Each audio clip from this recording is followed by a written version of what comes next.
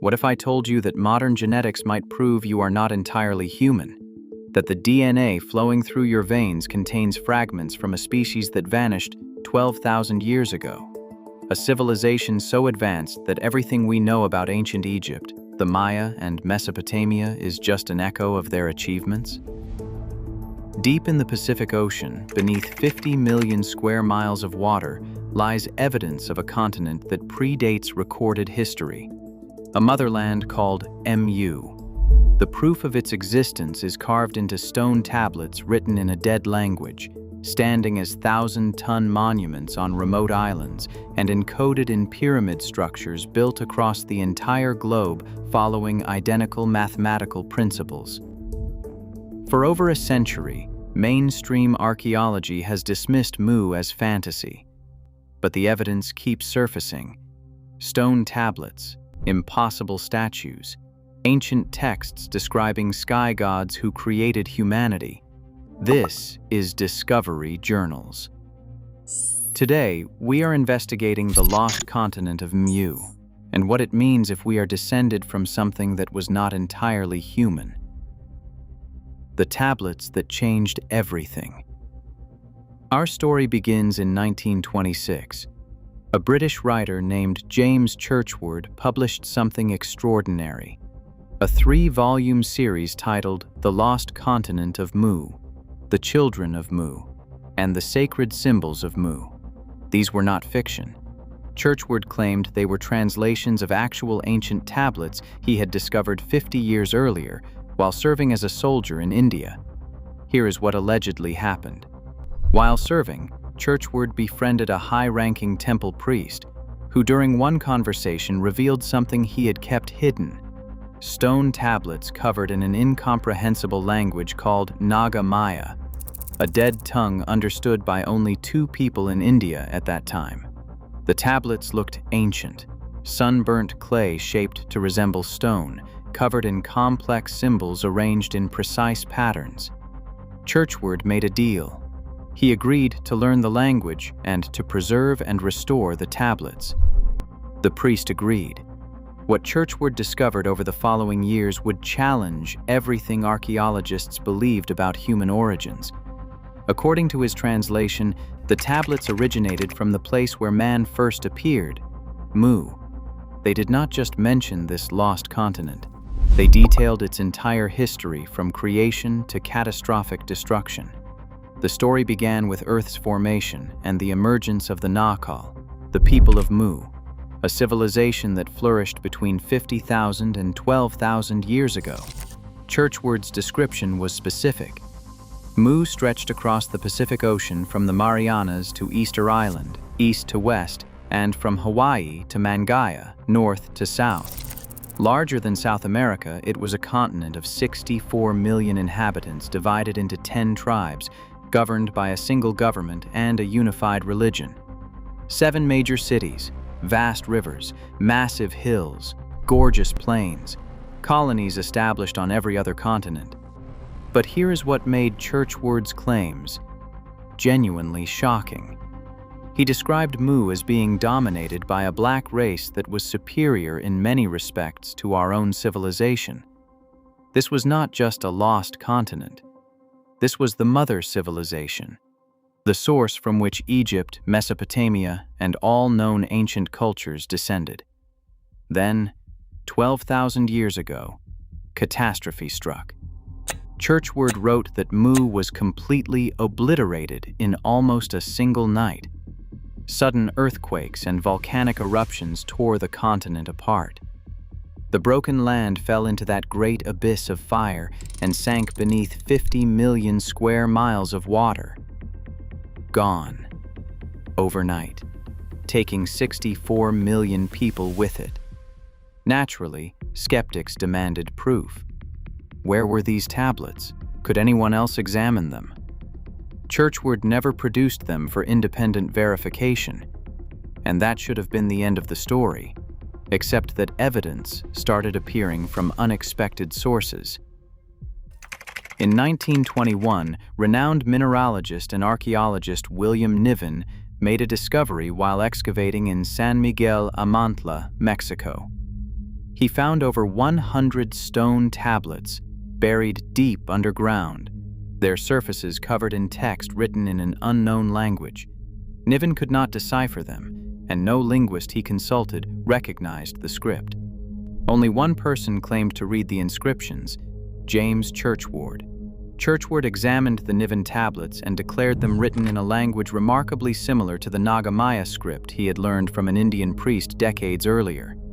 Suddenly, Churchward's story gained external corroboration. If Mexican tablets and Indian tablets used the same language, what did that suggest about a shared ancient origin? The Niven tablets were not the only physical evidence. Across the Pacific, massive stone monuments raised even bigger questions. The impossible statues. Easter Island sits in the Pacific Ocean at coordinates that align perfectly with Churchward's description of MU's eastern boundary. And on that island stand the Moai, gigantic stone figures that should not exist. Nearly 900 statues were carved from volcanic tuff between 1250 and 1500 AD by the Rapa Nui people. The largest, called Paro, stands 10 meters high and weighs approximately 82 tons. These are not crude monuments. They are engineered with meticulous precision, oversized heads comprising 3/8 of the total height, no legs, and a uniform styling that suggests a template or shared blueprint. When asked about their inspiration, the Rapa Nui people said the Moai were built to honor their ancestors. But who were their ancestors, and where did they acquire the knowledge to create monuments requiring advanced engineering? The volcanic tuff came from Rano Raraku, an extinct volcanic crater on the island. That explains the material, but it does not explain the construction technique or the transportation method. Here is the problem. Moving statues that weigh 82 tons across rough terrain without modern equipment should be impossible. Yet the Moai stand miles from their quarry site. How did the Rapa Nui move them? According to oral tradition, the statues walked to their locations. Researchers Terry Hunt and Carl Lipo suggest the statues were moved upright in a rocking motion using ropes, a method that technically aligns with the walking description. Others propose the Rapa Nui used log systems to roll the statues, though this would have required massive timber resources. The most controversial explanation is spiritual power. Some traditions claim the Moai contained spiritual forces that enabled them to move themselves. Churchward supported this interpretation because it aligned with what he had translated from the tablets. The people of MU were not ordinary humans.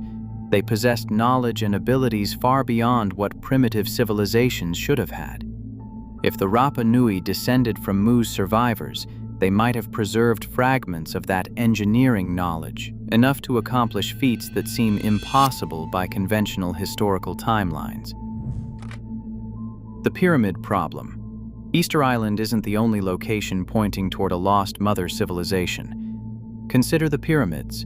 The Great Pyramid of Giza in Egypt is aligned with extreme mathematical precision, built using principles that modern engineers struggle to fully understand. The pyramids of Teotihuacan in Mexico share similar design principles, despite being built thousands of years later by supposedly unconnected civilizations. The Shanxi pyramids in China are older than the Egyptian pyramids, yet they follow identical geometric blueprints. How do completely isolated civilizations, separated by oceans and thousands of years, independently develop the same complex architectural structures using the same mathematical principles? Standard archaeology claims convergent evolution, different cultures independently solving similar problems with similar solutions. But the precision is too exact. The mathematical ratios are too consistent. The astronomical alignments are too deliberate. What if these weren't independent developments? What if pyramid construction was knowledge preserved from a mother civilization, Mu, and carried across the world by its survivors after the continent sank? One theory suggests that as Mu's people scattered, they preserved their civilization's secrets in stone. Tablets like those Churchward discovered, monuments like the Moai, And pyramids, structures designed not just as tombs or temples, but as energy hubs built using technology we still don't comprehend. Could pyramids be the last remnants of Mu's advanced knowledge? If so, what technology did this ancient civilization possess? And more importantly, were the Mu people entirely human? The ancient astronaut connection. This is where the evidence gets genuinely strange. If Mu predated all known civilizations and possessed advanced technology, where did that knowledge come from? Enter the ancient astronaut hypothesis. Extraterrestrials visited Earth thousands of years ago and interacted with early humans, influencing our development. This is not baseless speculation. Ancient texts worldwide describe similar encounters. The Sumerians spoke of the Anunnaki, celestial beings who descended from heaven to create and guide humanity. The Mayan Popol Vuh describes sky gods who made humans from nothing. The Hindu Vedas detail Vimanas, aircraft piloted by gods. Researchers argue these were not myths, but records of actual contact with beings from outside our planet. If they are correct, could Mu have been their first point of contact? According to the tablets Churchward translated, Mu's people had divine rulers, wise beings with knowledge far beyond what a primitive civilization should possess. Some theories suggest Mu was not home to a purely human civilization, but something more, a hybrid society. If extraterrestrials visited Mu, they may have intervened with humanity directly. Ancient texts repeatedly reference divine beings as the source or modifiers of humanity. This could have occurred through genetic manipulation or breeding between extraterrestrials and early humans. Modern scientists would call such claims controversial, even absurd. But what if this coexistence was controversial even then? So controversial that the entire continent had to be eliminated in a single night. What if Mu's destruction was not a natural disaster, but a deliberate erasure? The geological problem. Here is where mainstream science draws the line. Geologists examined Churchward's claims and reached a definitive conclusion. There is no geological evidence of a sunken continent in the Pacific. The Pacific Ocean floor has been extensively mapped, and there is no evidence of a massive lost landmass beneath the waves. Moreover, plate tectonics, the process by which Earth's crust shifts, makes it impossible for a continent the size Churchward described to suddenly disappear without a trace. Continents do not just sink, especially not ones with 64 million inhabitants and thriving ecosystems. Then there is the tablet problem. Churchward never produced the original Nahal tablets for independent verification. No other researcher confirmed their existence. Without the tablets, the entire Mu narrative rests on unverified claims. Linguists also challenged the idea that Mu influenced Egypt, Mesopotamia, and Mesoamerica. They argue these civilizations developed languages and architectural principles independently, with no linguistic or genetic evidence linking them to a shared Pacific origin. By every conventional scientific measure, Mu should not exist, except the evidence keeps surfacing. Some researchers propose middle ground theories. What if Mu was not a continent but a misinterpretation of real historical events? The Indonesian landmass theory suggests Mu could reference Sundaland, a vast Southeast Asian region that partially submerged at the end of the last ice age, approximately 12,000 years ago. That timing matches Churchward's description exactly. Others believe Augustus Le Plongeon, the 19th century archaeologist who first popularized Mu after studying Mayan ruins, simply misinterpreted Mayan texts that reference an ancient symbolic place called Mu, rather than a literal continent. And Churchward's cataclysmic destruction could be cultural memory of real disasters, the sinking of Doggerland in Europe, the flooding of Sundaland, or other catastrophic events preserved through oral tradition and transformed into legend over millennia. These alternative explanations suggest Mu might not have been a lost continent, but a synthesis of different real-world events and myths passed down through generations. So where does that leave us? We have stone tablets, the Niven tablets, written in an unknown language that Churchward could allegedly read, corroborating his story about learning a dead script in India. We have the Moai of Easter Island, seemingly impossible monuments built by people who claim descent from ancestors we cannot identify, using techniques we cannot fully explain.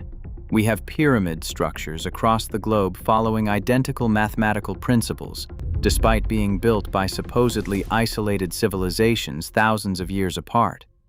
We have ancient texts worldwide describing sky gods, divine beings, and accounts of extraterrestrial contact using remarkably similar narratives. We have oral traditions across cultures describing lost homelands swallowed by the sea. And we have no geological evidence that any of it happened the way Churchward described. But the absence of evidence is not evidence of absence. If Mu existed as a Pacific continent housing 64 million people and was destroyed 12,000 years ago, conventional archaeology says we should find remains. But if that civilization was truly advanced, if they possessed technology we do not understand, would we even recognize their artifacts? If they were genetic hybrids between humans and something else, would modern DNA analysis detect signatures we are not looking for? The biggest question is not whether Mu existed. It is whether we are capable of recognizing evidence of a civilization fundamentally different from what our scientific paradigms expect to find. Was Mu the mother civilization of all humanity? Do we carry genes from a hybrid species that disappeared 12,000 years ago? Science lacks definitive answers. The geological evidence says no. The archaeological evidence is ambiguous at best. The tablets have never been independently verified.